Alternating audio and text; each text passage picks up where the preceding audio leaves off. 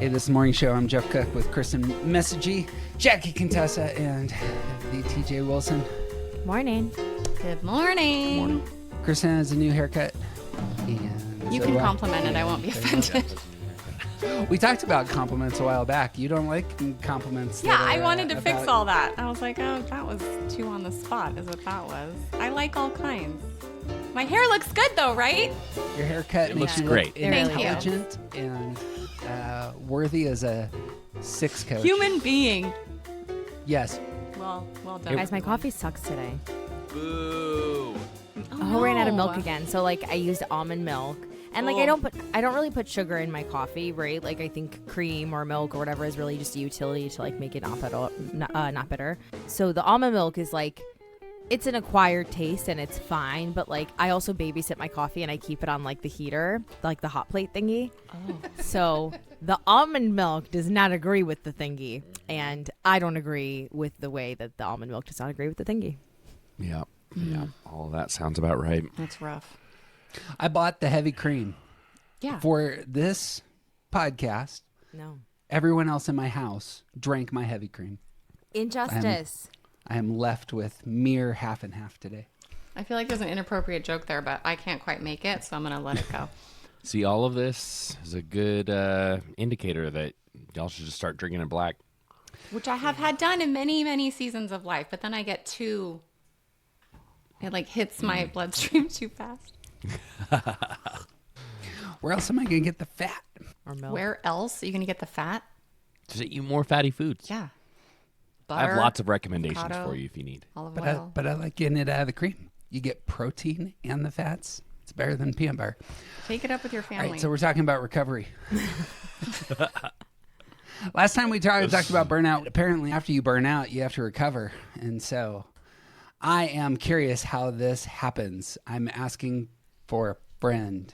I think we're all asking for a friend, aren't we? Actually, how I thought about this, I was like, we're going to show up and we're going to be looking to each other for wisdom. And everybody's going to be like, dude. Well, lucky for you all, I feel full of wisdom today, so I will. Perfect. Kristen can carry us through. Must be the haircut. Let's start. What? Go ahead, Jeff. You got a quote to start us off? I had a quote to start us off. I'm gonna enjoy my heavy cream while you read your quote. Well, I pitched recovery because I love this quote. This is from the Sacred Enneagram. Since then, he talks about a burnout season. Since then, I've done my best to protect rhythms that are healthy and sustainable. Today, I know that Sabbath is for rest. Retreats are for reflection. Vacations are for recreation. And sabbatical is for renewal. But in the days I was going 100 miles an hour, there was never a true Sabbath. Just getting to a retreat or a vacation felt like an exhausted marathon runner using the weight of their body to tear a thin finish line ribbon. And in 20 years, I took just one true sabbatical, which was actually an abbreviated version of what I should have taken. And here's the kicker. When we don't honor our rhythms and neglect caring for ourselves, then the luxury of sabbatical ends up being wasted on recovery. I like recovery. I think we need recovery. But I think this points to something about the nature of recovery that oftentimes it's not part of the healthy rhythm. It's actually something that we end up falling into because of the burnout rhythms that we had before. And I at least really identify with that paragraph. So starting there, any thoughts there? What type is that person? They're an 8. I think one of the things about rest specifically, and I think we maybe talked about this last week, but that it kind of needs to be type specific. Not all rest is the same. Sometimes a 9 resting might just be entrenching in the patterns. A 6 resting, their brain just might go crazy. And I think this was said in the quote, there's something about knowing yourself well enough to know your personal needs and rhythms and, what do you actually need? Mm-hmm. Agreed. I think it also, we can't ignore the reality that rest does not necessarily mean physical downtime. Totally. Like my 6 partner finds a significant amount of rest from doing yard work. Oh, actually gets rest from the doing of the, okay. Yeah. I thought she was like me, it- who's like never done yard work in her life. I also have enjoyed rest Yeah, from yard work. Yeah. She what you're loves to be saying. outside. She loves like doing stuff with her hands in that way. Like it feels good and centering and all of that stuff for her to do yard work. She loves it. I think there are some parts of recovery. We talked about it last week where we talked about how, like you're not that kind of tired, right? It's really important to identify what kind of burnout. We talked about being a parent. We talked about these different things. But there are things that we share as human, and then there are things that separate us as type, where I think recovery from burnout, regardless of the area, is concerned. Like, I do think the human areas lie in instincts, prioritizing the things that really matter to our instincts, getting ourselves right, getting ourselves out of repression in lots of areas. I think that's it in that repressed instinct. I think that's human. But then I think when it comes to type and being type specific, I think the cross section of repressed, center, and stance is such a key for where burnout could happen or is happening in a type.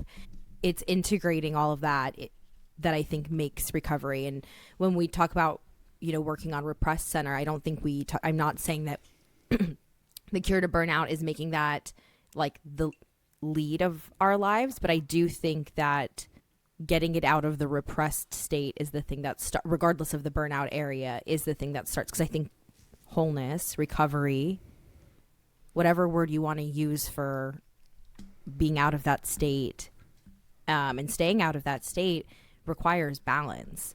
And so I'd love to hear some of your thoughts on like how do we map out, maybe what goes wrong or what recovery looks like when, let's say, a human blanket doesn't cover it, but like it's maybe type specific. In the 12 steps in actual recovery communities, because the step one is admitting powerlessness. And I think that has to be kind of the first step. If we're drawing a map, I have to stop banging that drum, playing that note. I have to admit this is not working for me. That's where my mind wanted to go, is there, in terms of like repressed center being repressed, that it seems to me is the space of excess. And that's what I had on my list, is real recovery requires real interruption of excess. And interruption is a big idea. I think this is kind of the target, isn't it, for a therapist, is they're trying to see your patterns and then do damage to them so that you can rebuild something else. And interruption is what hit me there. If you get to the spot where excess does damage, then you actually are in a spot where you can say those healthy words of I'm powerless here. It's really hard to get there unless you really break. So well done. Friend Hence me going who's straight listening to this, recovery. friend who needs to help with recovery, you are exactly where you need to be right now, in that spot where you can say, I am powerless. I mean, well, let's talk about it. So powerless over what? That's going to be where type really shows, right? I'm powerless over actually predicting the future and protecting myself and anyone I know from it. Okay, no big deal. But it's really crucial. It's really crucial to hit that spot. So maybe we could quickly, like, what is the I'm powerless over? Yeah, we could go through that. We could do that real quickly. quick. Yeah. I'll just consult my list. Good. Was that actually a preface to what you were going to say? Not me. No. No, I was making a joke. I think we could do that in like 5 minutes. I think you could do this very spiritually, and you could do it very scientifically. And I'm going to go with science real quick. The Dr. Siegel book on Enneagram that got released wants to talk about how when you're in excess, what ends up happening is your nervous system adjusts to the excess and becomes even more excessive. Like you're actually hammering out trenches in your brain that create neural pathways that are the obvious way to go, but sometimes those neural pathways don't lead to health. So where are you powerless over? You're powerless over yourself and your nervous system, which is a crazy thing to think. Like your brain is actually acting against you. And so the pivot in the 12 steps is to seek some sort of leverage from outside of yourself. Yeah. Can you say that another way? You need to say, I'm powerless and I need some higher source to That's to step get me 2. out of this mess. Yeah. That's the second step right there. First, you're powerless. Then you're like, I actually need help that I haven't thought of already. Yeah. Yeah. Let me Something try new. something It's a needs to happen. very immediate opening to uncertainty and my own like, ugh. There's a real right sizingness too in this idea for me of recovery, right? Like if I'm burnt out, I've been trying to, I don't know, manage things in a way that is making me kind of more important than I am in the scheme of things, I feel. I mean, just to name it, the low side, it's the low side of your motive that's commonly the problem. You need to quit performing. You need to quit intensifying and being dramatic. You need to quit withdrawing. You need to quit seeking reassurance. You need to quit escaping. You need to quit pushing. You need to quit numbing. You need to stop correcting. Hey, helping other people isn't working. That's quickly going around the circle, but the naming your excess matters here. So balance is where Siegel goes as well. How do you get to balance once you name that you're powerless? How do you seek balance? I have meaning here. Like one of the reasons. Yeah, do meaning. Yeah. One of the reasons I think we are so collectively burnt is we're all on some hamster wheel that was given to us. I mean, TJ and I were talking about this last week. Like a lot of the reason for burnout is we have a really sick culture and a really sick society. So part of that frame is that what are we doing anything for, really, that is important and meaningful to us, that actually nourishes us in a way that I can work really hard if I know why I'm doing it. In fact, I want to work really hard for reasons that are deep and true for me. I can work really hard for lots of bullshit reasons. Mm-hmm. But stopping to be like, why am I doing this? I was even going to bring in some Viktor Frankl quotes here because I think he's, it's hard to top him for the master of meaning. Quotes about meaning. Yeah. I think that's right. There's so much work that goes into that piece. Why would I do these things? Maybe why would I keep doing the thing that burnt me out in the first place, right? If I can get a different internal relationship to that thing, maybe I can keep doing it. Maybe I need to have enough meaning that I can stop doing something that I need to stop doing and not collapse in on myself in kind of a shamey way. Like there's just a lot of paths to get there, especially if we've never really done it before. I have a question. Building on that, TJ, we're 1, 2s, and 6. The thinking repressed triad over here may actually need to do some business on naming what's meaningful. Do other types have that problem? Oh, good question. Yes, but I don't know that other types would necessarily categorize it in the same way.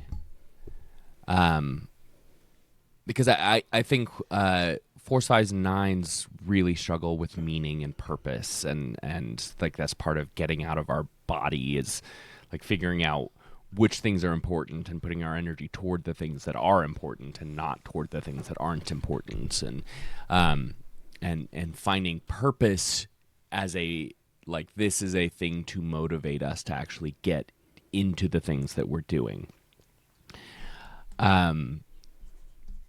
I don't think that is the lack of meaning. Like there's another piece of it with 4s, 5s, and 9s. It's because it's not just like we have to find meaning and then we'll be able to do all of the things. It's there's another part of the hurdle. Is there something in why would I do the work I know I need to do? Like, is there a piece there? Like, if I'm a 4, I don't know how to talk about 4s. If I'm a 9, mm-hmm. Why would I do work to get more comfortable with conflict in my life? Why would I do that? I don't know that I need to answer that question. I know why. It's because it's the healthier move. Like it's. But so that's the meaning for you. It's because it's healthy. This is the path toward being a better human. Having knowing that is not enough. This is my question. Yes. To give me the motivation to actually do it. Right. I think that's true for most people. I don't think personal development as a goal is that compelling to most people, which is why we have to get real creative in ourselves. And because people say, well, I want to grow, I want to be a better person. It's like, but that's not big enough to confront the pain of that first part, right? Of that, like, I'm powerless over myself. Yeah. Yeah. Part of the 12 step has one more intermediate step in there, and it's confession. It's making a searching moral inventory. There is something about being really aggressive in diagnosis of this isn't working. That will give whatever your answer is for what meaning is going to replace that. It's going to give it a little bit more power if you say, look, I've gone down this path 28 times and my life has proven itself to be unmanageable. And that's why I am in a space of recovery. If I was living a healthy life. I didn't think about this before, but I didn't think about this, but it's kind of obvious now. If we look at our type stuff as an addiction, I don't know if we hate that language or like it, but we're developing something here that I do really like. Like, what am I addicted to more than the growth that I need to do? Yeah. What's that fake thing that I'm, can't get enough of? I'm actually overstepping here because I think we talked about in Burnout that sometimes it is your moral duty to go 120% for a season. You're a new parent. It's just that season where you have to do it for the sake of your cancer-ridden mom. And that's just how things work sometimes. And you have to hit a place of recovery.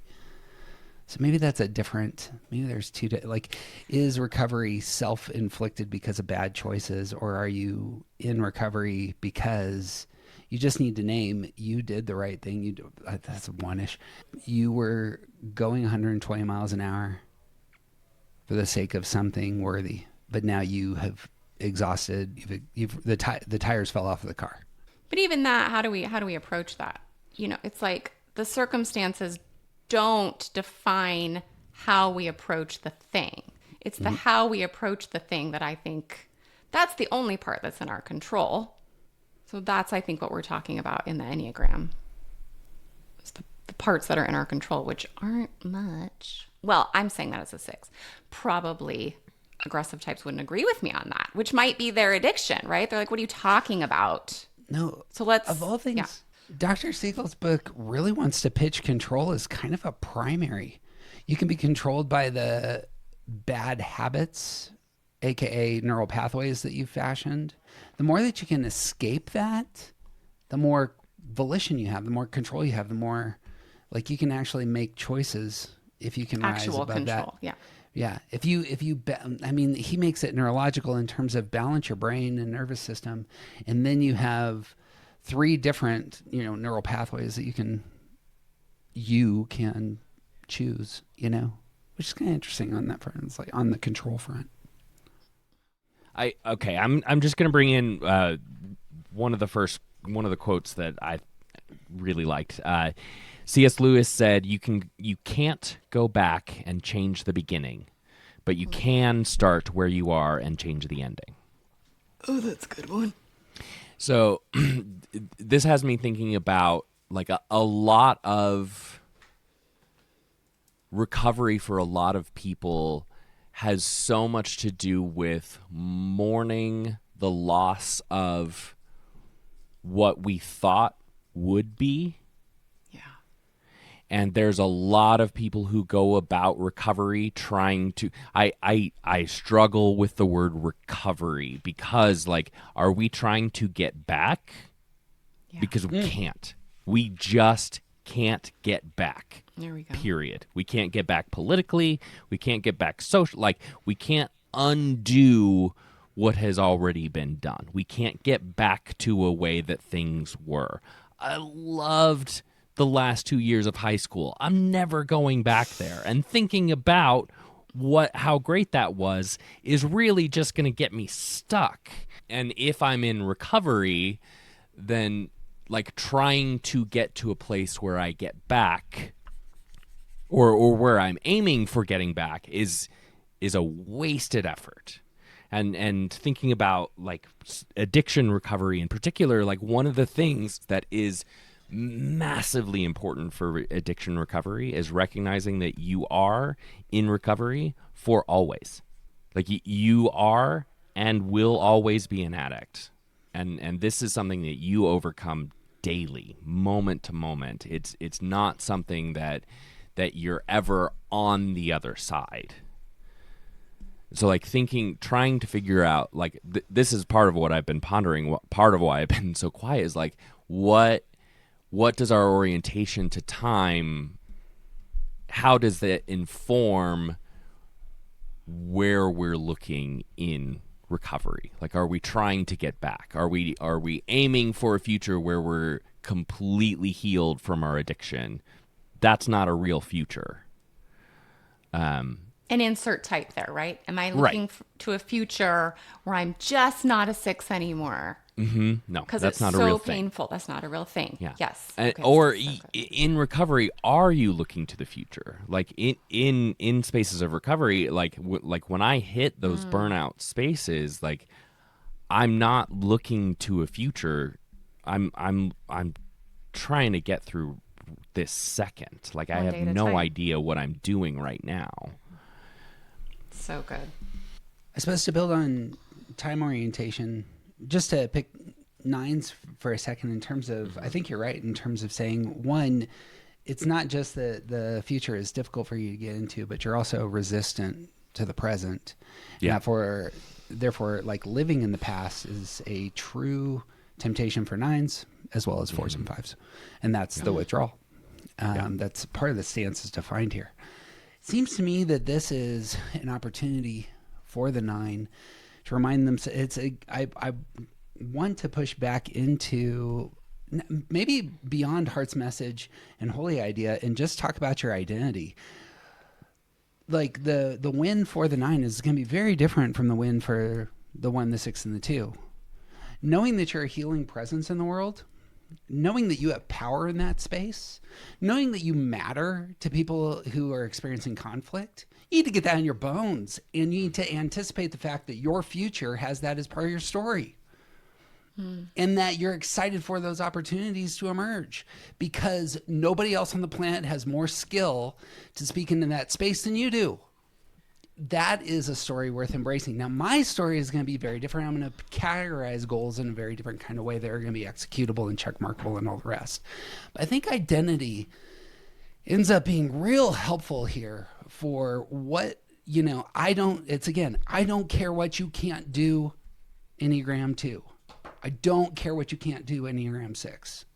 You need to name what you can do, what you're made for, what you function higher at than anyone else. And then posture yourselves in a way that is maximizing that. But also, no more coffee for me. it's so good. I feel like we're getting Pastor Jeff, which I never got to interact with Pastor Jeff. It's awesome. But what you're saying, Jeff, like you're saying do this and then do this. And what that means though is, oh, by the way, confront the thing that you're most desperately trying to avoid on your way. And that's where I feel like, that like rousing encouragement is like misses this like, and by the way, on your way there, you're going to have to feel worse than you've ever felt. But it's cool because it's going to be great. And it's true. And partially. It's true. But there's a confrontation there with self. That's serious. The first and greatest victory is the one over yourself. I think that's Plato or Buddha or somebody, but well, it's the whole game. One of those. It's the whole game. Okay, so what if, go ahead, Jackie, do you want to add to that? I was going to. No, I was just gonna say it's interesting to have prepared for one type of recovery, and there's but like I'm thinking of how the phrase like big T little T trauma, right? I'm thinking of big R and little R recovery in this conversation. So no, continue, please continue. This is good morning. That needs to be named, and it's not mutually exclusive. And by the way, I think that's like if you're in the place where you're doing daily recovery, you're probably in a much healthier spot. Yeah, I want to have that conversation. The big idea that I wanted to come to the table with was that recovery is about reconnection and naming the places that you need to reconnect in this moment. I was watching this documentary on golf yesterday, and one of the gentlemen who is just top in the world at what he does, sports ball. Why are you?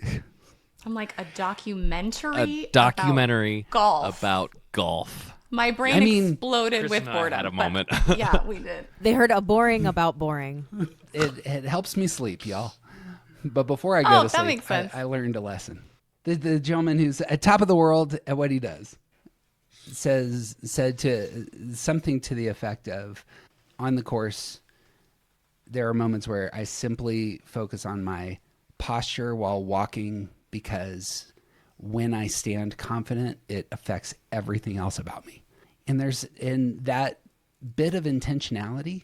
A lot of athletes have to do this, where they have like a mantra in their mind, or something like prior to a free throw for a basketball player, prior to a drive for a golf player, whatever it is. It's I'm coming up to the moment where I need to execute. And what is often most helpful is I have in practice gone through my mantra, gone through my small rhythm that simply sets me up such that everything else can flow. That ends up being a real helpful meditation for me, and it seems like a daily practice of that can be very helpful. So when you're talking about reconnection, you're talking about something that gives you grounding and stability. Yeah, and opens up everything else. I think here's the neuroplasticity stuff. Like I need to get in my head. And if I'm waking up, my worst self is I get up and I'm immediately moving and chasing and going after, just trying to build the thing without really thinking about my day at all. That's a terrible rhythm for me, and I can quickly get fried because I get into catch-up mode, and sometimes the things that I'm spending my best energy on simply aren't valuable at all. Me getting into my head matters. So reconnecting with my mind on the repressed center stuff really matters, and I imagine that would be the case for the 2 and the 6, and I imagine what does it look like for the body to get into? I know that one of TJ's rhythms is the deliberate act of making the coffee in a certain way. That is connecting with his physicality. That's a healthy space to be. I can do this. I make things. These are good. And, finding that thing, I think, matters. So reconnecting to all the centers is probably a better way to go, but certainly your repressed center. Like rebalance? Rebalance. Like rebalance. Okay. Yeah, it's all about balance. Well, and I've been thinking about this a lot too. It's like recovery for someone like me. Like if I get up in the morning and think about my day, I could easily just stay in bed thinking about my day for hours. That'd be great. That sounds awesome. I would prefer to do that every single day. That'd be awesome. But one of the most healthy things I can do is get into my body right away. Start doing stuff. And yeah, thinking about balance, and like it really is about the regular practice of building habits that are better for me than my old habits were. And I can't get to there until I have those habits in place to where they're automatic. Do you have a couple of those specific? Yeah, like I don't know that. Yeah, I can't speak for all 9s, but as a person with a chronic pain disease, like doing 10 minutes of yoga every morning is is extremely difficult habit to build. It's very, very hard to do. And like the first thing I do is I take my daughter to school. Like that's so I can't, in order to get up and do yoga first, I would have to get up an hour earlier, and that's out of the question. And so figuring out how to incorporate rhythms that become habits, like that's the real challenge for me. It's and I know a lot of nines who are not as physically doing repressed as I am. I know a lot of nines who are very, very busy people, and developing habits the way that I do is not the problem that they are facing. It's about putting their energy into the important things. But it is still about developing habits that like developing routine that become habitual. Agreed. Thank you. It also seems to me, I like the idea of early morning. One of the things that early morning has going for it is your tank is full. Like you have the most energy to actually push past the blocks that commonly can happen. Like when you're exhausted and then you say to yourself, you know what, it's 4 p.m. I probably should do some yoga to get into my body. That's going to be a place where you lack the fuel. So, but early morning can, figuring out ways to do stuff in the morning, at least set yourself up for where you have the maximum amount of energy to execute some of the stuff that is hard to do. I want to put a special asterisk on that comment because you're right. And also, I'm the type of person that can't do, I really, really struggle with early morning. Like I think there's biological things about night owls versus morning people, and I'm one of the night owls. So I That's fair. really struggle with doing things first thing in the morning. My partner, however, loves her morning routine. And also, as often as possible, I tell her to work out as soon as she gets home from work. Like that is something that is good for her body, for her brain, for like getting into her body in that way is really, really valuable for her. Let me restate that because I think you're right. Part of great habits is programming your physicality to know this is the time in which I go to sleep. This is the time in which I wake and eat. This is the time in which I get creative. This is a big thing for creators. Creators can't work 8 hours a day doing creation. You got a window, and most creators do sprints of an hour to 2 hours. And like Stephen King has an enormous library of creation, but the man works 2 hours a day. Right. And like that seems to me, well, I mean, he's doing other crap, the rest. Watching Red Sox games is what he's actually doing, and watching golf documentaries. And subtweeting the president. That's right. Walking his dog, which he calls the thing of evil. Yeah. Anyway, like training your body will absolutely respond. It's highly adaptable. But also, like within that, recognizing what your body is going to do. Like, like it'd be silly for a shot putter to work really hard on their running abilities, right? Correct. I don't know why. Well, that's where meaning. That was the first sport thing that came to my mind. Yeah. But yeah, that was awesome. Shot putter. I don't know anything. No, about you're shot putting your putting thumb on If exactly you're a the point. curler, If you know what your thing is, if you know what you're made for and what your story, what the culminating scene of your story that you want, what you want that to look like, it will focus your attention into. That's exactly right. Go ahead. there's something, Jeff, about there's a miss of what TJ brought up earlier of like, what are you giving up? What were you trying to have happen that didn't happen? What's the thing? And Jeff, you said this too. What's the thing that like collided with what you thought was occurring in life.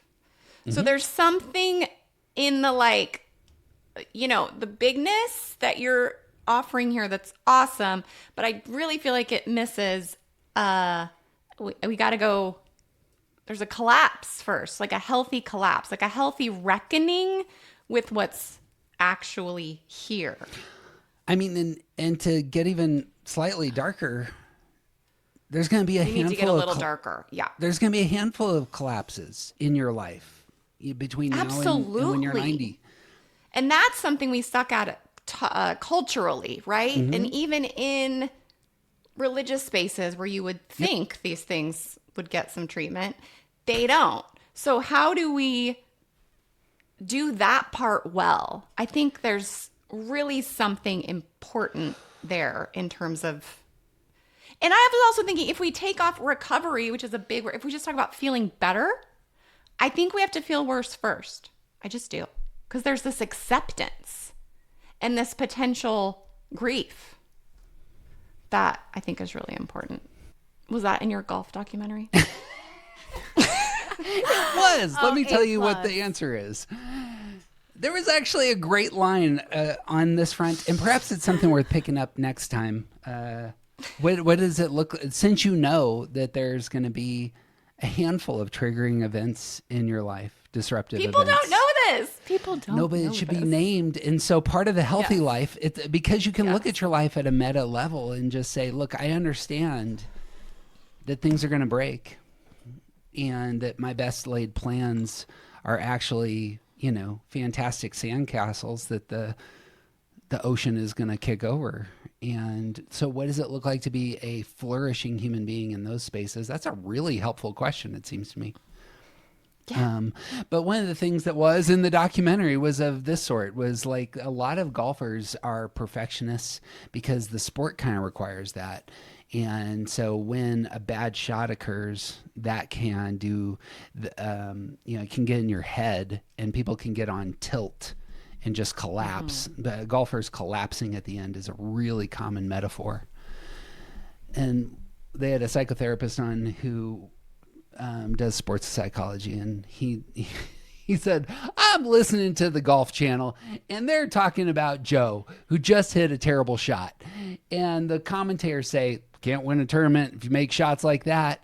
And the therapist goes, this is entirely false. I've watched golf for the last 30 years. Every single champion makes shots like that. The difference is the champion goes to the next shot and pounds it well and gets back in the game and executes. It's not, your failures aren't interesting. Everybody fails. Your failures aren't interesting. Jeff, we all know you're right. It's how do you actually confront what you're saying? That's what I'm interested in, right? Because of course that's true. But what does that really mean in, because like I can say all day long, like, I know life's going to surprise me. And that doesn't mean I'm going to suddenly like handle a life surprise with like, I knew this was coming. It's just time to And maybe the part that we're missing is the part that Jackie was thinking about. Yeah. In coming to this, like what are the regular practices? What's the daily recovery stuff that we have to do? Because for me, the answer to that question is about building regular habits so that the next time this happens, I have a different type of response built into my automatic. And I completely think that is the case here, because as I've gone through my current life surprising me, I have handled it in a way that I'm extremely proud of. Yeah. And I have worked. I literally feel like I've been training for this moment. So like the long-term stuff is a result of my daily practices. So I absolutely think, yeah, we got time. I want to hear the daily stuff. That strikes me as a perfect portrait of, like, I hate to go back to our conversation about happiness, but that is the No, it's totally instantiation of relevant. it.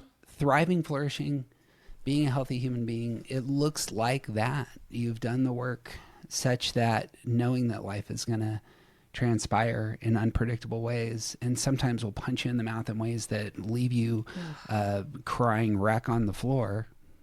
This is coming. Every day for 4 months. And then one day you don't cry. Truly. Like who are you?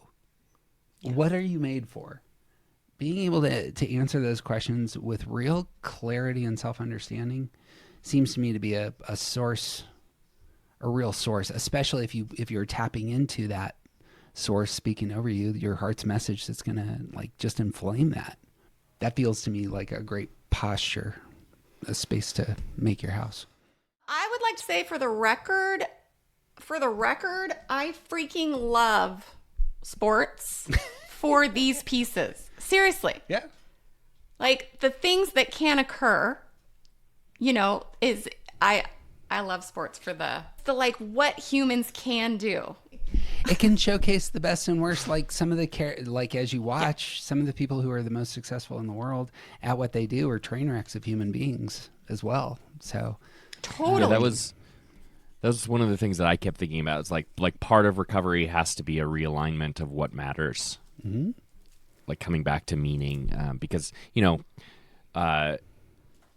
you could be the greatest golfer that the world has ever seen, and yet and continually surprise people about how great you are, and yet like famously a bad husband and someone who flips cars because of their drinking and all of this stuff, and bad with money. You could be the greatest success at one thing and a total disaster as a living person. And if your goal is to be the greatest at golf, you can be that and a huge failure at being alive. Balance, and when you crash, when you hit burnout, you're going to have to realign what's actually important. Yeah, which is why be the best you can be is a pretty sus thing to me at this point. Yeah. It's like that's part of a story. Well, if the target is be the best human being you could be, that could be a worthy. That could be interesting. Could be, depending on your definition of what being a human being means. Because there are a lot of people out there who are certain that if you were the most prime physical specimen, that you are the greatest human, and they are trash people. There are bad answers to the question, what does it mean to be a good human being? Yes. Take a philosophy class, kids.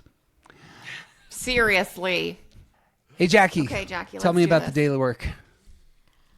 I don't know why this got put on me. I figured this would be a group discussion. Because you brought we the will goods, have I heard. thoughts, but you brought, promised. Well, no, I brought the concept that burnout recovery, which I'm generalizing to be the concept of, I guess, daily recovery, right? Recovering the everyday is the quote that I brought. Okay, is burnout doesn't happen overnight, which means you can't cure it overnight. It's not as simple as take a bath or read a book. Real recovery requires systemic changes. And then give some examples: more manageable workloads, better support networks, stronger personal boundaries, etc. And so I think that the daily, right, the work of recovery and then something that needs to be maintained daily is systemic change, starting with first our core type, because there's more before y'all get into wings and subtypes. There's more than enough work to do in your core type, damn it. And then systemic, co-occurring systemic changes in how the three centers of intelligence are rebalanced. And when I say rebalanced, I don't mean all at the same level and the same use. I mean there's consensus that all three centers are in agreement. And so I do think that that's that's different, obviously, for each type based on their repressed center. I also think it's different for an individual and what is burning the candle at both ends in their world. So, I mean, I would love your thoughts on anything that you guys have on the idea of daily recovery being something that is a byproduct of and sustains systemic change to balance. I think we've talked a lot about some of the stance practices that I think are really helpful. So like thinking about repressed in the head center, part of good daily work is potentially clearing the cobwebs. Like journaling is potentially a really good practice for 1s, 2s, and 6s because you gotta, like, it's about getting rid of the junk so that you can do business with the stuff that's actually there. Very good. And I like the analogy of like clearing the cobwebs from the attic or something like that. Journaling may not work very well, but there needs to be something about clearing and elevating the head center A to flushing get out. into and practicing that regularly, because it's not like an actual attic where you could go up there once a year and nothing has changed. It's a little bit more like a dump truck that has some things that you didn't mean to throw away in it. Like you have to clear it out regularly, like a trash can regularly gets filled. Yeah. And so coming back to that every single day, I think is a really valuable habit to build. Yeah. And if 1s, 2s, and 6s. If it's not journaling, like I've said this to clients I've worked with who are in this stance, whether it's, going for a walk or going about your day or whatever, put your headphones in, pretend you're on the phone with somebody and do a voice record. The apps on the phone will do a transcription for you, which you can kind of eventually transfer to a journal or something. But it is important to flush it out to your point, right? If journaling is hard, because I have heard that sometimes the thoughts are, let's say, so spinny that it's so hard to just sit down with pen and paper. Like my hand does not move as fast as it needs to come out. And I'm like, okay, then grab your microphone and pretend you're on the phone with your bestie and you're, bitch and moan with some perspective, but get it out. And so that's, really good there. I agree. There's also an assumption there that has to be made that your thoughts aren't that important unless you've chosen them. And that is a head type thing, I think. I think that's Unpack that. thing, actually. Thoughts are just thoughts. Thoughts just appear. We don't need to believe them, trust them, give them the weight that we all tend to do. So you have to kind of start with this assumption that every thought that makes its way to your head is not that important, could actually be interrogated and questioned. There's a whole other set of thoughts that you're not even letting in or looking for until you know to do so. So I would think that would be the other part of the get the thoughts out is, what am I putting in? What do I want to think about a thing? Even knowing you can think things on purpose is another good daily practice. Right. So making sure all centers are in agreement, right? There's consensus among the, that the repressed center also gets a say in the daily stuff, the logic. Yeah. The repressed center is, I've heard this. What do y'all think about this? The repressed center actually has kind of the most, once you get it out, it's clear. It's like there's something pristine about it. Once you sort of get rid of the way that it's busted up and you really access it, there's something real there. So like when a 9 knows the right thing to do, it's like, boom. Once the code has been cracked, there's sort of 100%. Yeah. But then also you can't move a muscle, because that's keeping the repressed center not repressed is like a daily action item. And so when you you move a muscle and that code shifts like this a little bit, just like a centimeter, a millimeter, whatever, like it's repressed again. It is a really interesting. That's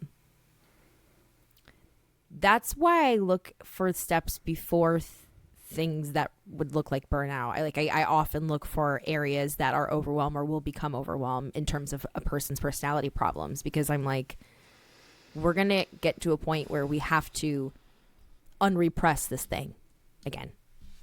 Right. Every day. Until it becomes more of a habit. Right. There is that pulling it out of the depths of hell though, right? Like where it's like there's that daily getting it unrepressed, but then there's that I have been out of this gig for a really long time repressed. And that's the place, that atrophy, that's the place I'm like, we can't get there. And then I think burnout puts you adjacent there. Anyway. Quick theory, I think in my view, if you're engaging your underlying feeling in a healthy way, it naturally moves you to the high side of your stress move, which That is good. is restorative. It also is the high side potentially of your coping style for some of the numbers as well, and that might be worth naming. But that's why it feels a certain way, is it has that element to it. For me, so New Year's, I wrote down restorative practices that I wanted as my like resolution, and I named them as body, mind, and heart. And I really tried to do easy and enjoyable practices for my heart and for my mind, because I have a very difficult time getting into those spaces. I wrote down 20 goals that all, when looking through them, I'm like, holy crap, 17 of these are about action and doing things, Wow. And so for me, saying I'm going to intentionally think about the future and a vacation for my family, that's a heart matter, and it's engaging my mind at some level. I'm trying to pause to watch movies and read books. I'm trying to do a book a week and a movie a week, which I'm failing at. Books are hard to read in a week. Listening to them counts as reading. It's true. I picked big suckers though. Go ahead. Here's the question though. Yeah. Head center repressed people, if you're doing stuff while listening to them, is that bad or good? I just do it, so I'm just going to say it's good. Take it for me, reading a book is like getting notes on paper. So, or doing business, I kind of have to look at it to really engage my brain. And when I do, then that it elevates my repressed center, and that's what I experience. But I want to put special emphasis on easy and enjoyable. I've mentioned TJ making coffee. That ends up being a physical activity that is easy and enjoyable, and routine that just pings for me. So what's the easy, enjoyable thing that you can do for your heart, for your mind, and for your body? What I think happens, to move back into Dr. Siegel's work again, is that probably opens up some of those pathways in your brain, and you're actually doing work on yourself. It may feel like this is a delight. Of course it is. And unfortunately, it's also changing your brain in that moment in a very positive way. And so in terms of recommendations, that's where I'd start. There's something there about, well, this is just huge. Attention. Mm-hmm. And maybe, TJ, that's kind of what you were getting at as well. So I can make the coffee and I can enjoy that process because I'm focused on it. Or I can make the coffee the way I love to make the coffee, but I was thinking about this thing I'm upset about the whole time. Like that right there. There is just like I think for all types, where is your attention? Attention and intention, yeah. Yes. Mm-hmm. And is your attention where it always freaking is, then you need to train it elsewhere. Mm-hmm. A problem. So if I have rituals in my life that are enjoyable and easy that I like, I want to pay attention to them. And I also want to do things that signal what I want to have signaled to me. So like I teach people how to signal safety to the body, which would be like not only make your coffee how you want it, but then take a minute to hold it, feel the warmth, take in the horizon, get some sunlight in yourself. Like truly have practices that restore from the outside. We talk about source. I think source can actually be quite wide. It doesn't have to always go to that spiritual place. It's like, what am I gathering from outside of me that is nourishing and restorative and good? Go Which can outside. literally be sunlight. That is truly. a thing. You hold your coffee, you get grass. the sun in your eyes, you touch a tree, you have started your day quite well, and you didn't have to, not that journaling's bad, but if you're like, I'm not a journaler, there's lots of practices that are extremely nourishing to our bodies that are simple. And we need simplicity, I think, as the complicated human beings that we think we are. So maybe the simpler, the better. What'd you say, Jeff? Easy and enjoyable? Easy and enjoyable. Alliteration. In order to execute new habits, unfortunately, you have to engage all three centers. You need to think about the habit. You need to get passionate about the habit. And you need to execute the habit. And it probably needs to get named at a meta level that new habits require balance, unfortunately, because balance is kind of the target. What you think? You have to get passionate about your habit. I think I think that passion is actually the most important thing. Yeah, but what if that's not a button that can be pushed? You should fashion the button and push it. Interesting. Well, that's where like having a culminating story and the meaning that we were talking about, I think really matters. Like the reason that you're doing the push-ups is for the culminating story. The reason that you're reading the book is for the culminating story, you know? I don't disagree. I think there's an instinct thing here. I think people who can't access passion, I think that's so much work. Like it's true. I agree with you, Jeff. Like I'm like, yes, but I work with a lot of people who this is not accessible. Maybe. So, I mean, no, I'm not saying it's not accessible at all, but I'm saying how do we help people cultivate passion as opposed to give it out as a directive, because it is just not. Self-pres social types, passion is like elsewhere. I tend to think, I suppose. Does anyone agree with me here? Am I way out? Yeah. Okay. Thank you. This is where, for me, okay, so I'll tell you how I get there. Support in my arguing with Jeff.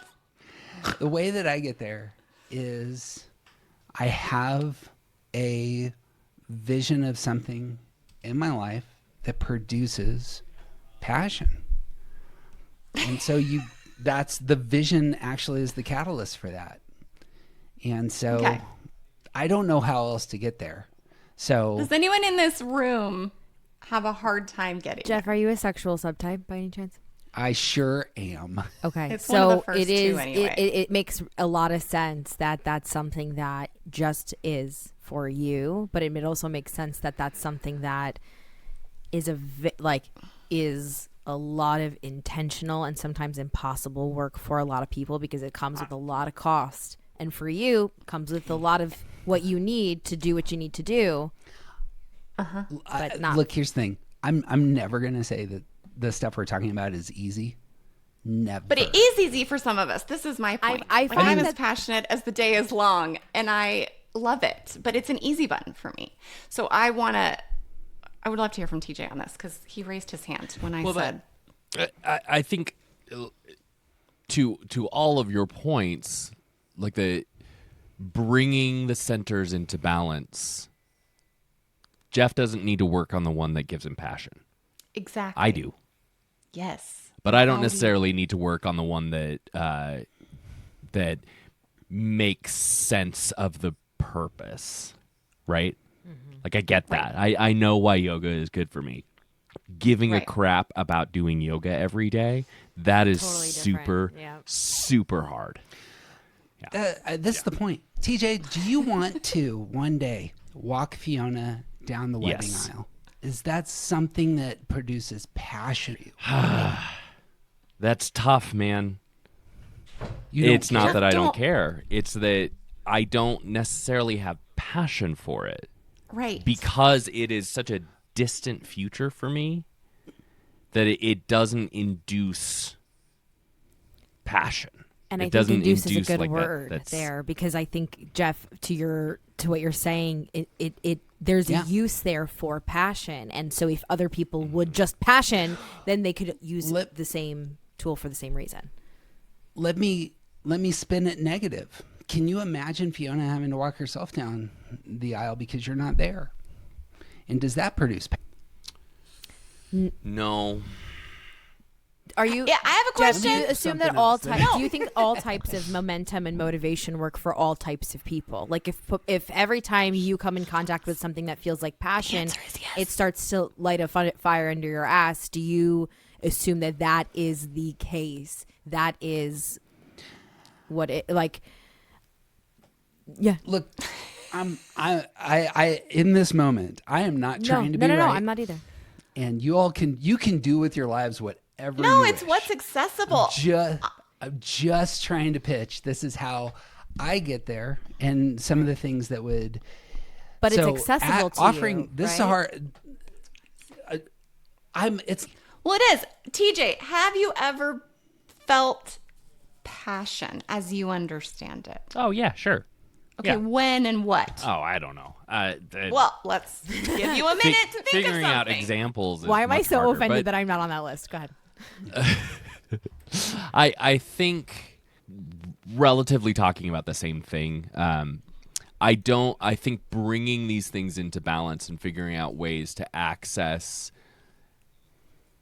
where can I find parts of myself that do induce passion? Where can I find and for me that is about bringing things into balance so that I can get to passion a little easier. I have one little thing I got to add in here. I have a personal theory that anger and passion are very close together, Yeah. that they're very similar energies. Yeah. So I really think about nines and passion and that anger repression as just being so important. Because if I can tolerate, right, and not fear my anger more, then I might be able to tolerate what gets me excited a little But bit more. also it's exhausting. Exactly. It's There's a like Jackie exhausting. said earlier, there's a cost. It's not just like someone like me who's like more.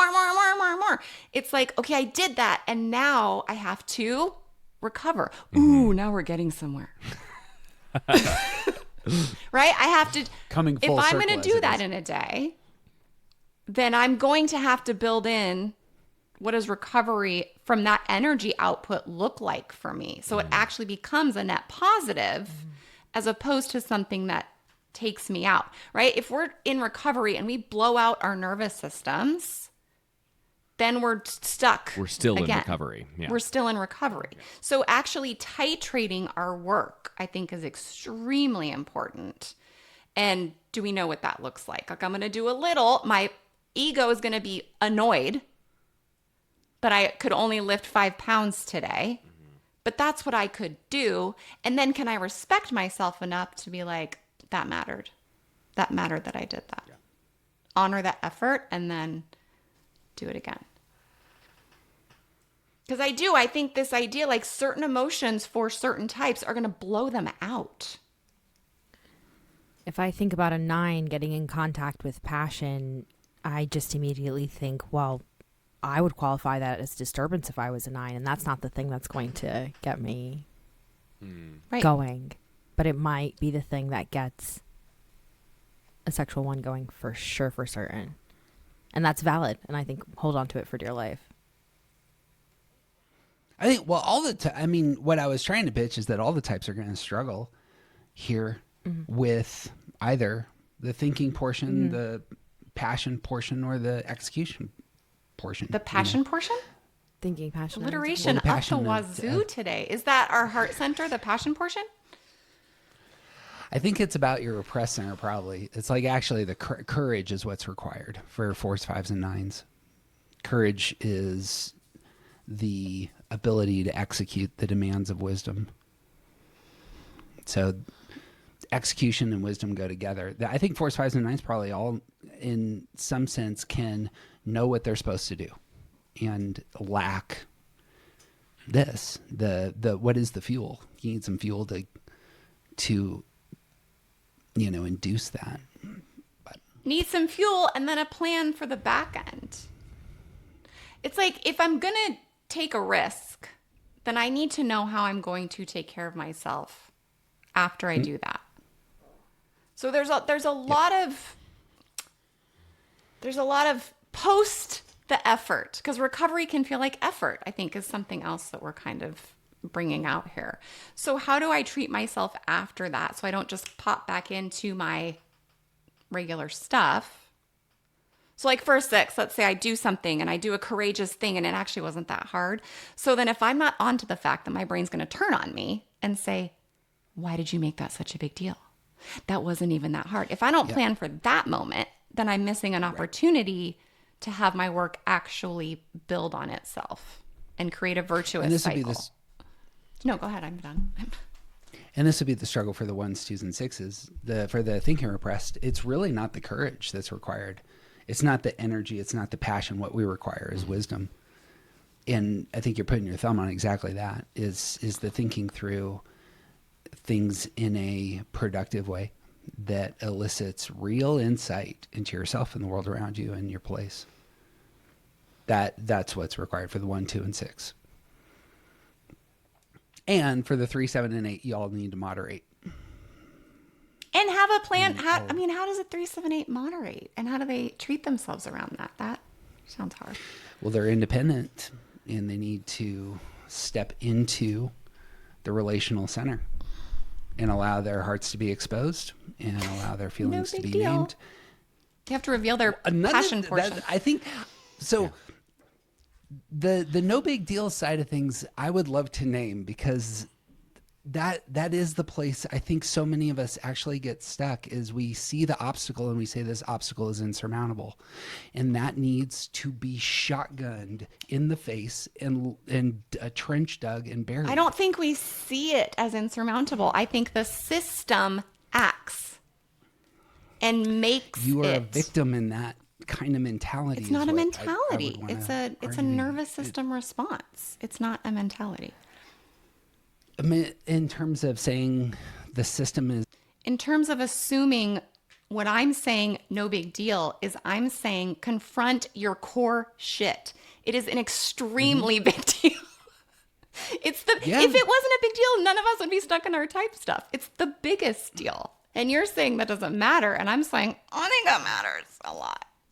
No, I'm saying that this is like a killer of the passion side, is to give yourself excuses on this front that you're a victim, that this will never get better. This is reminding me of the whole cowardice conversation. And at the end of it all, TJ said, okay, but how do I say that to a 6? And I was like, oh, well, that's a whole different conversation. So like what you're saying, Jeff, I know for a lot of people just plummets them into shame. So I'm always I might be helpful. Jeff, dear God. Every conversation we've ever had is like coming up right now. When we think about personality patterns and we think about how what you would qualify as somebody being a victim, what might be a slew of their patterns leading them to resignation. And at that point, it's not a decision about whether or not they are a victim or they're not. And so I think there are personality patterns even in how sure you are of what you are saying about your prescriptions, for example, right? Those are also personality patterns, and it just doesn't work the same for everybody because of everybody's personality patterns. Not everything is as available, and some things, even though they are helpful to you, for me to reach and grab onto them feel like using my hand to break fire glass. I mean, it's worth it to put out the fire, sure, but like, I am really thinking about the cuts on my hand for certain. Like the bedrock issue. Can you need to get to the spot where you say yes. You'll never have enough energy to do something you don't want to do. Say again? You just won't. You will never have enough energy to do something you don't actually want to do. And the want is deep. Not a I want Not a that. I'm very curious what an 8 would say to that statement. Yeah, well, like they don't want to be vulnerable. They don't want to set themselves aside to invite another in to share their feelings. Like they don't want to do that. So they're going to suddenly find themselves unable to do so. That's the last bit of effort and energy we can conjure up is to something that we don't want to do, 8s included. I'm not saying that they will or won't do it, but I think to Kristen's point, I think that's very astute, yeah. Yeah, I always use the example when I'm teaching this, like, I do not like to cook. I hate to cook. Making my kids dinner, I do not like. Are you kidding me? And if I had really thought about that they need to eat every day so many times, I may have made different life choices. But what I want is my kids to be fed. Like, I deeply, deeply, deeply want them to be fed. So I do this thing I don't want to do. I have to find the want out here somewhere. It kind of gets back to the whole meaning thing. What do I want enough that I will confront the things I need to confront? Yeah. And to Jackie's point, once you get there, to Jackie's point, spot on. All of us have different hands we're dealt. TJ's body doesn't work well. Mine does. TJ doesn't have an autistic kid. I do. We have very different obstacles that consume very different passions, and those hands need to get played in very different ways. I'm not saying that everybody's the same, but I got stuff and you got stuff, and naming your stuff is actually where life happens. This is the most important thing you could probably name about yourself, because this is the meaning of your life. To go to Frankel's stuff, it's like, talk about that, be vulnerable there, elevate that in your conversations, say that you're powerless at some level, tap into your source, and place where you can look at yourself and really be, as Kristen was saying, I'm really proud of how I did X, Y, and Z during. Bringing language to that, I think, really matters. And then executing. Okay, I'm done. Good word, Jeff. Good morning, Jeff. So wired right now. Recalibration, recovery, reconnection, whatever you want to call it, it seems to be, among consensus, an event at times and also a daily practice at times. Reach for both. That's my thought. I have a very 6 way to wrap. As I was saying it, I was like, oh, wow, that's hilarious. Life is coming for you, so you can prepare. For the clap. You can prepare on purpose in ways that actually will prepare you for the hard things of life. Or you can do a bunch of other random things and still it's going to come. So Valid. I like it. choose your hard. Recovery cannot come through the same methods that got you to a place where you need to recover. Yes, ma'am. And you cannot get to a place where you spend more time in renewal than recovery without doing the work beforehand.